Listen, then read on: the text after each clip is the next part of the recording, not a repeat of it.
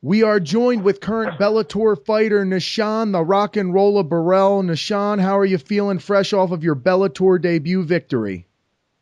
I'm good, chilling. Yeah, man, you fought and defeated Jesus Martinez at a catch weight of 180.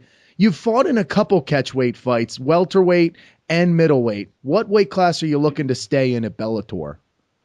Um, Welterweight. I've been keeping my weight down so the cuts wouldn't be as hard. I want to take that vacant welterweight title from Bellator. Yeah, man. That kind of leads into my next question. Being that you are such a muscular, big guy, does your diet change much depending whether or not you're training for a fight? And how strict is your nutrition? I guess especially how strict is it now that you're trying to stay at welterweight? It's not really strict at all. I mean, when I walk up, when my weight gets above 200, it's only because I'm trying to be greedy and eating cheesesteaks and stuff like that. But I cut down on a lot of the junk food, and once I cut down on the junk food, cutting weight is easy. Yeah, man. Wow, up to 200 sometimes. I mean, what kind of weight difference are you talking about between weigh-in and then fight day? Um, Whew. If I weigh in at 170 fight day, I should be back up to 190. Gotcha, man. That's awesome. That is a huge advantage. That's great. You fought in Strikeforce, then the UFC, and now Bellator. Is Bellator where you want to be, especially since that belt is nice and open and calling your name, or do you hope to eventually find yourself back in the UFC again? I want to stay in the organization for a little bit of time. I've been bouncing around forever. I kind of want to, stay here and attempt to get that belt. Yeah, man, I agree. I think that's a good idea. And it's nice maybe to have an organization that embraces you because you kind of had a tight leash on you, so to speak, in the UFC. I'm not so sure why you were cut. You were 1-1. You were a physical Yeah. specimen at a young 23. We actually just interviewed Alex Bruce Leroy Caceres, and he's a guy that started off 1-3 in the UFC before going on a tear. Was there something behind the scenes that went on between you and Dana White and the Fertitas? No. I'm just as confused as you are. I I don't know. Yeah, I hear you.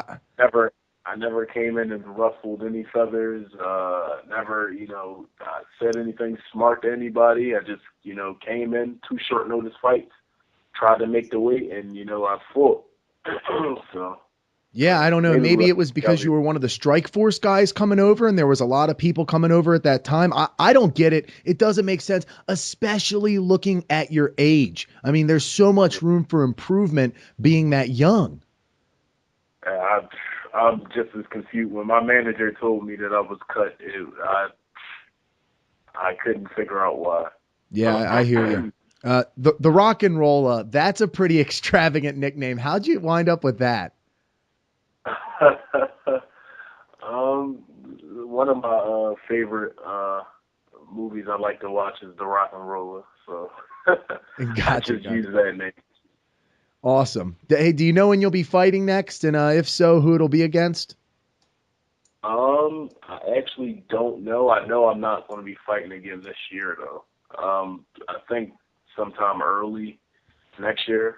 Uh, no clue who I might be fighting or when, but I know it's going to be early next year. And it'll definitely be at welterweight. Yeah. Awesome. All right. Well, I'm looking forward to that. I'm going to turn it over to my sidekick co-host, Alex Perry, for a few more questions, NAh-shon. Hey, first off, can you tell us how you actually got started in MMA and what garnered your interest in it initially? That's a good question. I seen it on TV one day, and decided that it's something that I wanted to I should pursue. I felt as though I was athletic. Coming out of high school, I didn't really use my athleticism the way I should have been using it. In high school. So I was like, I feel as though I got a little juice left. Why not put it in the MMA and see where it'll take us? Yeah. No real high school sports or anything? Yeah, but I half-assed a lot of high school sports. Football I was pretty good in, but didn't really take to coaching. Wrestling, I only wrestled my senior year of high school, and track, I kind of fooled around in track. I gotcha. So, Well, I guess it doesn't matter now since you're a beast and everything in MMA. But yeah. hey, this really stuck out to me when I was doing some research on you. The event that held your first amateur fight was labeled Extreme Caged Combat Crime and Punishment Cops versus Cons.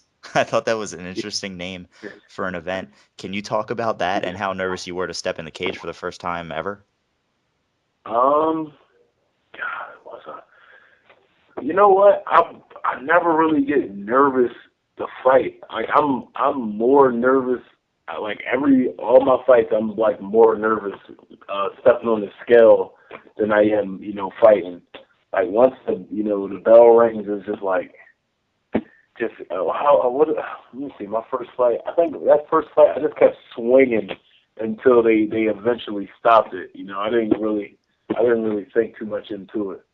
What was with that event? Was there like a gimmick for it? Cops versus cons?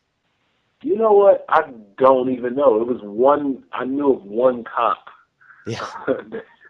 I knew of one cop that fought on that card, but everybody else, it was not a cop. I think it was only one cop on the card. Everybody else was not a cop or a convict. Not that I know of. I know I That's wasn't a crazy. cop. Cool. So as we know, you have fought in the top 3 North American MMA promotions that were available at that time anyway. Obviously, Strikeforce has since been defunct. Could you tell us Yeah. what the biggest difference is between fighting in the UFC versus anywhere else? It's is not so much of a difference. Like now, I look at it now. Like when I was fighting, actually, when I'm in the UFC, I didn't really think about it now. But like now that I'm not fighting there, it's so crazy because everybody that starts off in mixed martial arts eventually wants to be there, fighting in the UFC. And oh man, I don't even think I can answer that question. It's just big. Mm-hmm. It's not. I wasn't like nervous or anything being there, but it's really like a big feeling to fighting under the UFC banner. Yeah, I'm sure it is. As far as the production and everything, like you know, it's a different animal, I'm sure, once you're there. Yeah.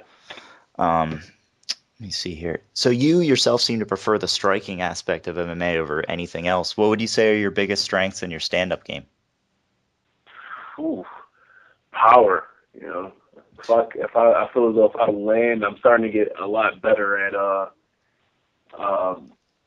putting together combinations because I used to just throw one big punch and didn't follow it up. I'm getting better at putting power punches and combinations. Mm-hmm. Hopefully that'll start translating into some knockouts. Yeah, I'm sure it will. I can tell just by watching your last couple of fights when you start finding your range and you get inside and start using that power and guys feel it, they want no part of that and like back up almost immediately.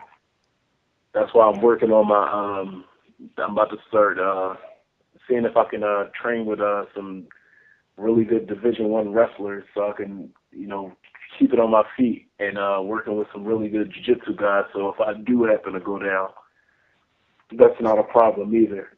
Exactly. That's a great idea. Do you actually have an opinion on what happened between Bellator and Ben Askren recently, considering he was a former champion in the division you plan on staying in? I don't know what actually. Nobody has told me what's going on with him. What's actually going on with him? Well, gosh, I mean, he was one of the most successful fighters in Bellator history, if not the most. Undefeated, just dominated all his opponents, still the champion. And then they pretty much just played around with him. It seemed like they were trying to bait the UFC and play mind games all over the place. And it was just really, a lot of people thought it was disrespectful how they handled the whole situation with Ben. They let him go recently. I assume it was after his contract expired, but yeah, pretty controversial. I didn't hear anything about it. I knew that he was probably going to be going on to the UFC, but I didn't know that it was all that extra stuff behind it. Yeah. Wow. There. Dang, man. Crazy business is fighting. Yeah. With your career, is there anyone on your radar in Bellator right now as far as your next fight goes, or are you just taking on all comers at this point? Yeah, it doesn't matter. I want that belt. So whoever they can put in front of me to help me get to the belt faster, that's who I would want to fight.